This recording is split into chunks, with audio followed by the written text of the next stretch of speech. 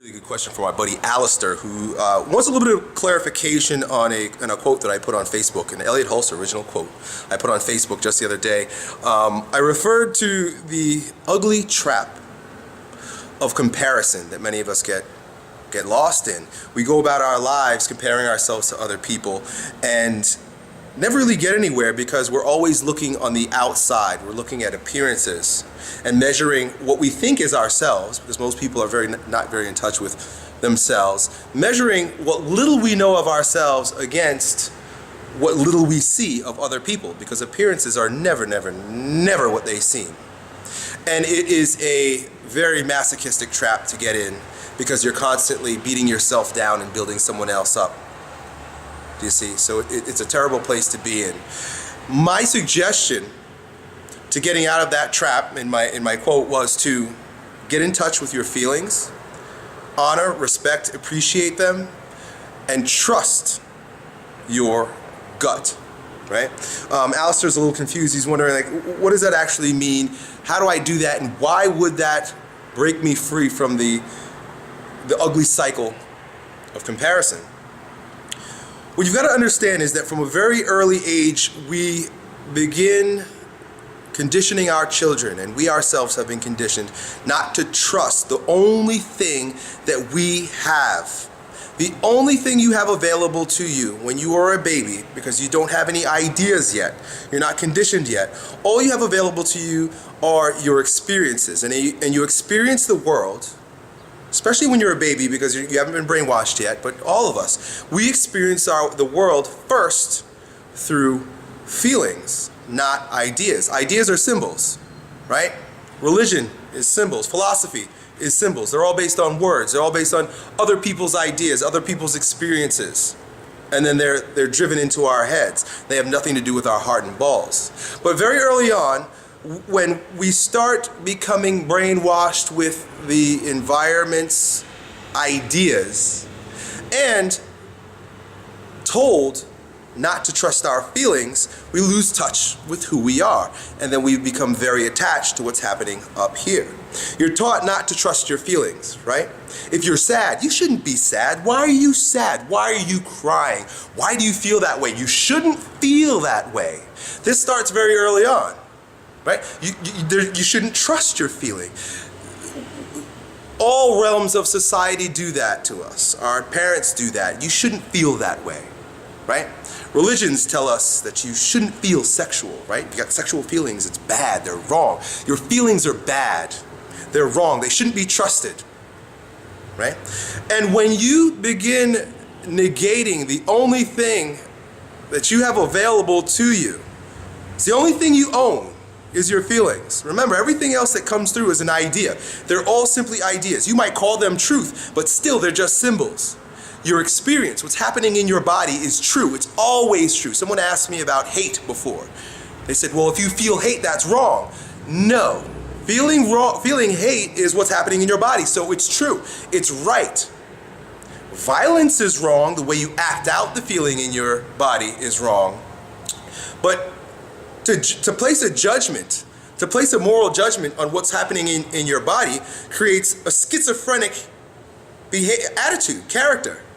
And when the head and the body are split, the head goes off and searches for what it should attach to. And all it can do is see the forms presented to us through other people. Boy, that guy's got a really nice car. That guy's got a nicer voice than me. That guy's got a hotter wife than I've got. That guy's got a bigger house. The head is out there, detached from the body. The body may, meanwhile, be saying, boy, I really just want to go for a walk. I really just want to go hiking. I really just want to play an instrument. I really just want to breathe. Right? But we're so busy because we're so detached from what our bodies are telling us. We're wrapped up in the adventures that the head's going on, that we easily get lost in the whirlwind of life. When you're grounded in your body, you no longer are carried away by your thoughts. You're no longer carried away by symbols. You're no longer carried away by the appearances of other people. We don't know what they're feeling. I don't know what they're feeling. That guy might have a multi-million-dollar house, but he might have ulcers because it's going completely against what his heart and his balls want. What I'm inviting you to do is to don't force yourself to stop comparing to other people. Start breathing into your balls. What I mean is get in touch with what's happening in your body. Trust your body. Because if everyone is telling you that you need to go and be a lawyer, and you see all your lawyer uncles and aunts and your lawyer friends with what are the trappings of success without really getting a subjective experience for what's going on in their bodies, you can very easily be carried away into believing that's what I need to do, and you're comparing yourself to them on the same journey.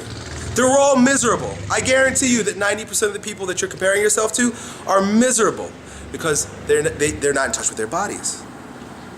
When you are grounded in your body, you will be able to navigate life through sensing what is right for you. This all sounds very strange. This all sounds almost like demonic, people will have you believe, right? Or earthly. I don't know what it is. They use all types of manipulative techniques to cajole us into using our heads and not trusting our hearts. What I'm telling you is forget the symbols, forget what people have told you, forget what everyone else is doing, and feel your way through life. Let your heart and your balls navigate you. This is very scary. This requires a lot of courage, and a lot of people are not going to trust you. They don't trust me because I say shit like this. Elliott, that doesn't make any sense. What if your heart tells you blank? What if your heart's wrong? Your feelings are wrong. What's going on in your body is wrong. It's evil. It's bad. I'm saying fuck that. Fuck you. Trust your heart. You might not have what someone else who has a neurotic drive towards worldly success gets, right? Seemingly on the outside. You might not get the fast car and the big house, but you still own your balls. You still own your heart. Do you understand? And to me, and maybe, obviously, I'm an eccentric, crazy, weird-ass dude, right? But to me, it is far better to own your heart and balls, regardless of what the external circumstances look like, than to sever yourself, sever your head from your body, to be a schizophrenic, wandering about life with your head being dragged in every other direction than that which your heart should be carrying you. Trust your feelings is the first place to begin. If you're feeling anxious, be with it, own it, look at it. If something feels good to you, but it's evil, oh, it shouldn't feel so good that, I shouldn't be getting an erection right now with that girl walking by because it's evil. Own it. Own it. Don't place a moral judgment on your feeling. It feels good when I just paint. I just want to fucking paint. I just want to make finger paintings. When I put my fingers in the paint and I rub it all over the wall and I take more and I splash it and I scream. It just feels good. What's that going to get you, son? That ain't going to get you a good job. That ain't going to get you a career. What about insurance? Shut that shit out. They're forcing you back into the arena of comparison. Shut that shit out completely. Be with that feeling. If you feel great painting with your fucking fingers on a wall, go and do it. Go and do it as much as you can. Because it's going to lead you down a path. Your heart, if you start trusting your heart with the little things, right? It might not cost you much to go paint on your wall with your fingers, right? You still got your job. You still got all of the things that you've got, all your responsibilities. But you're doing one thing. You're letting your heart speak just a little bit. Do that thing. You're exercising your heart. Do that thing, and your heart's going to lead you somewhere else. Your heart's going to say, you know what?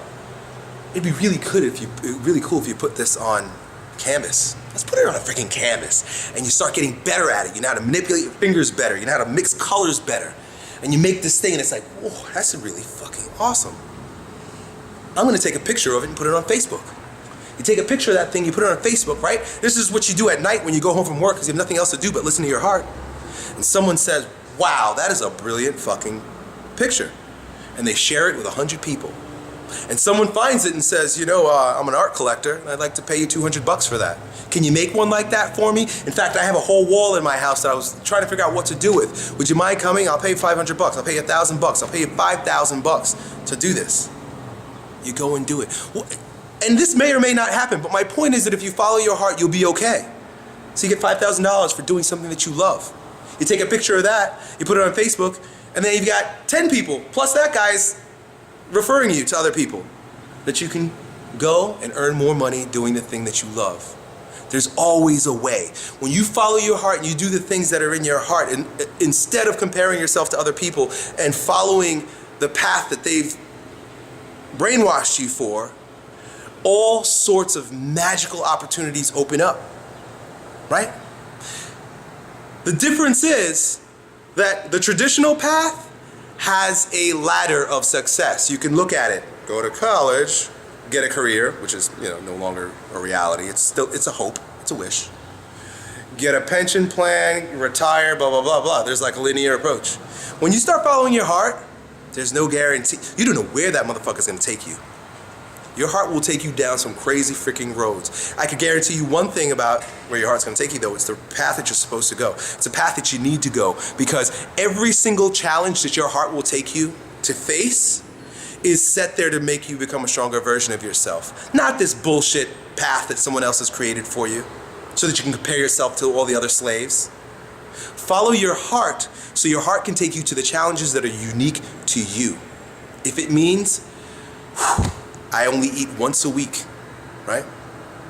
Then hey, you're listening to your heart. That's where it's taking you. Fine, be with it, own it. Don't complain about it. Don't whine about it. Don't tell other people how destitute you are. You followed your heart.